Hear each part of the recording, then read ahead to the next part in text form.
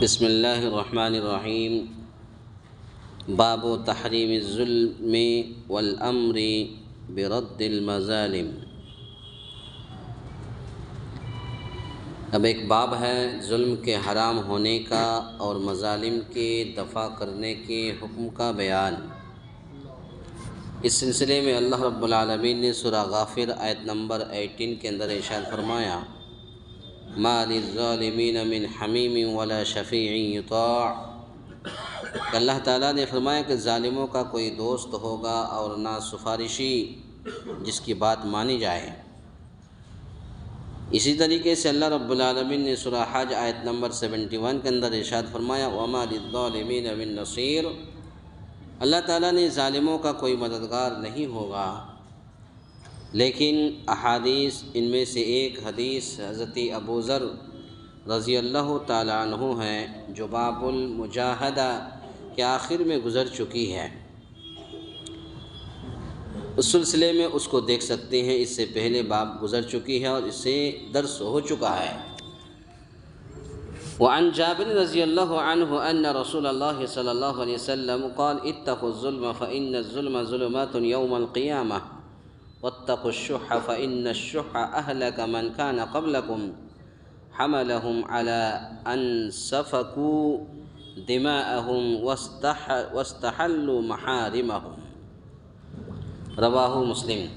حضرت جابر رضی اللہ تعالیٰ عنہ سے روایت ہے کہ رسول اللہ صلی اللہ علیہ وسلم نے فرمایا: ظلم کرنے سے بچو، اس لیے کہ ظلم قیامت والے دن اندھیروں کا باعث ہوگا، اور بخل سے بچو، اس لیے کہ بخل نے ہی ان لوگوں کو ہلاک کیا جو تم سے پہلے تھے۔ اس بخل نے انہیں اپنوں کا خون بہانے پر اور حرام چیزوں کو حلال سمجھنے پر آمادہ کیا۔ اس حدیث کو امام مسلم رحمۃ اللہ علیہ نے اپنی حدیث کے اندر نقل کیا ہے۔ شحا کہتے ہیں مال کی شدید محبت کو کہتے ہیں۔ انسان کے پاس جتنا مال و دولت ہو، جتنی زمین و جائیداد ہو، جتنا روپیہ پیسہ ہو، ان کا پیٹ نہیں بھرتا، وہ چاہتے ہیں کہ اور آ جائے۔ ان کا پیٹ قبر ہی بھر سکتی ہے۔ الہاکم التکاثر حتی زرتم المقابر۔ تو یہ مال کی شدید محبت کو کہتے ہیں شحا۔ جب انسان کے دل میں دنیا اور دنیا کے مال و اسباب کی محبت حد سے تجاوز کر کے سخت ہو جائے، شدید ہو جائے، تو پھر انسان حرام حلال کے درمیان تمیز بھی نہیں کرتا۔ جب انسان کے پاس پیسہ آ جاتا ہے، مال و دولت آ جاتا ہے، تو انسان یہ نہیں دیکھتا کہ یہ حرام ہے، یہ ناجائز ہے، یہ شرک ہے، یہ بدعت ہے، یہ خرافات ہے، یہ توہمات ہیں۔ انسان وہ نہیں دیکھتا، وہ حرام چیز کو بھی اپنے اوپر حلال سمجھ لیتا ہے۔ جب انسان کے پاس آ جاتا، پیسہ آ جاتا ہے، مال و دولت آ جاتا ہے، تو انسان حرام حلال کے درمیان تمیز نہیں کرتا، حرام کو حلال سمجھنے لگ جاتا ہے، اور دوسرے انسانوں کا خون بہانے سے گریز بھی نہیں کرتا، دوسرے انسانوں کا خون کرنے سے بالکل ہچکچاتا نہیں ہے۔ آج آپ دیکھ لیجئے اخباروں میں، روزانہ اخبار پڑھیے، پیپر پڑھیے، اور دیکھیے کہیں نہ کہیں آپ کو خبر ملے گی فلاں آدمی کو قتل کر دیا، فلاں جگہ فلاں تھوڑی سی بات کے لیے قتل کر دیا۔ تو آج انسان کے پاس جب پیسہ آ جاتا ہے، دولت آ جاتا ہے، تو یہ نہیں دیکھتا کہ ہم اس کا خون بہائیں گے تو خون بہانے کتنا بڑا گناہ ہے، خون بہانا کتنا بڑا گناہ ہے، اور ایک مسلمان کا خون بہانا کتنا بڑا گناہ ہے۔ انسان اگر سوچے تو کتنوں ہی اس کے اوپر مصیبتیں آ جائے، وہ صبر کرے اور صبر سے زندگی گزارتے رہے۔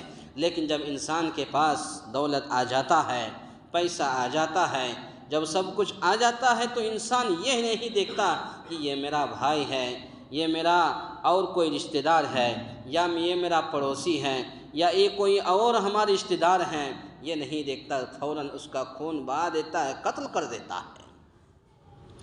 جیسے آج ہمارے معاشرے کا حال ہے، اور یہ حالت اس بات کی علامت ہوتی ہے کہ اس معاشرے کی بقا کی کوئی ضمانت نہیں ہے۔ یہ دیر یا سویر ہلاکت سے دوچار ہو کر ہی رہے گا۔ پتہ یہ چلا درس کا خلاصہ کلام یہ ہے کہ آپ زیادہ مال کے پیچھے نہ بھاگیں، زیادہ مال و دولت کے پیچھے نہ بھاگیں۔ اگر زیادہ مال و دولت کے پیچھے بھاگیں گے تو پھر ہمیں یہ احساس نہیں ہوگا کہ یہ ہمارا مال، یہ ہماری دولت، یہ حرام کا ہے کہ حلال کا ہے۔ اور جب انسان کے پاس آ جاتا ہے تو یہ نہیں دیکھتا کہ یہ حرام ہے کہ حلال ہے، حرام حلال کے درمیان تمیز نہیں کرتا۔ اور دوسری چیز، انسانوں کا خون بہانے سے گریز بھی نہیں کرتا، پرہیز نہیں کرتا، بلکہ بلا جھجک کسی کا بھی خون کر دیتا ہے۔ یہ مال و دولت کی گھمنڈ سے اور مال و دولت کے فخر سے وہ کسی کا بھی خون کرنے سے ہچکچاتا نہیں ہے، خون کر دیتا ہے۔ تو دونوں چیزوں سے، یہ وقتی طور پر آپ کے پاس مال و دولت ہے، اللہ نے دیا تو اللہ لے گا بھی، اللہ دینا جانتا ہے تو اللہ لینا بھی جانتا ہے۔ اس لیے ان دونوں چیزوں سے پرہیز کریں اور صبر سے کام لیں۔ صبر کا پھل بہت میٹھا ہوتا ہے اور اللہ تعالیٰ صبر کا پھل آپ کو اسی دنیا کے اندر دے گا۔ اللہ تعالیٰ سے دعا ہے، یا الہ العالمین ہم تمام مسلمانوں کو کہنے سننے سے زیادہ نیک عمل کرنے کی توفیق عطا فرمائے۔ آمین۔ اقول قولی ھذا استغفر اللہ لی ولکم ولسائر المسلمین واستغفروہ انہ ھو الغفور الرحیم۔